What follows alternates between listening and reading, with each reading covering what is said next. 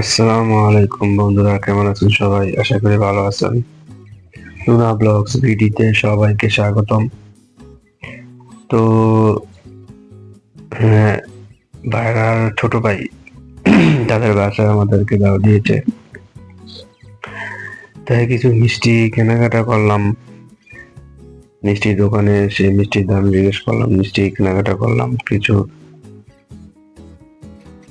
বালুশা বা কিছু সন্দেশ নিয়ে নিলাম। মিষ্টি কেনাকাটা করার পরে তাদের বাসায় চলে গেলাম। তাদের বাসাটা মোটামুটি সাজানো গোছানো অনেক সুন্দর ছিল। আমার ভাইরার ছোট ভাই, আমার ভাইয়ের উপরতলা থাকে, তারা নিচতলায় থাকে। এই যে দেখুন, আমার ছেলে দুষ্টুমি করতেছে তাদের বাসায় এসে। সে আগের তুলনায় এখন তার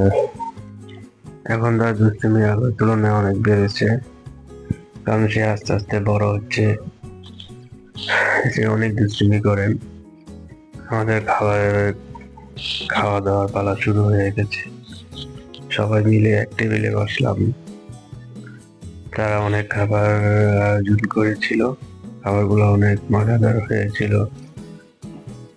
মুরগি রোস্ট এবং পোলাও, টিক্কা, গরু মাংস আর অন্যান্য খাবার তৈরি করেছিল। আমরা সবাই মিলে একসাথে খেয়েছিলাম। তারপর আমার ভাইয়ের ছেলে আমি মিলে মানে মেয়ে মিলে সবাই একসাথে একটি কেকের দোকানে গিয়েছিলাম।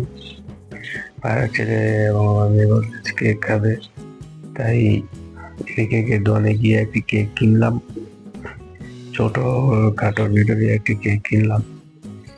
কেকটির দোকানটি অনেক সুন্দর ছিল। এখানে অনেক ধরনের ফাস্টফুডের খাবার, কেক, বিস্কিট, অন্যান্য খাবার তারা বিক্রি করতো। তাদেরকে কোনো জন্মদিন নয়, ওই দিন কোনো জন্মদিন ছিল না তাদের। তারপরে তারা কেক খেতে চেয়েছিল। কেকের ভিতরে নাম লিখে নিয়ে আসছিলাম। সে বলছিল আমার নামটা লিখে দেন। আমার ছেলে কেকের জন্য অনেক কান্নাকাটি করতেছিল। সে বলছিল দোকানে এই কেক কেটে খাইয়ে ফেলবো। তাই সবাই মিলে বাড়িতে চলে আসলাম।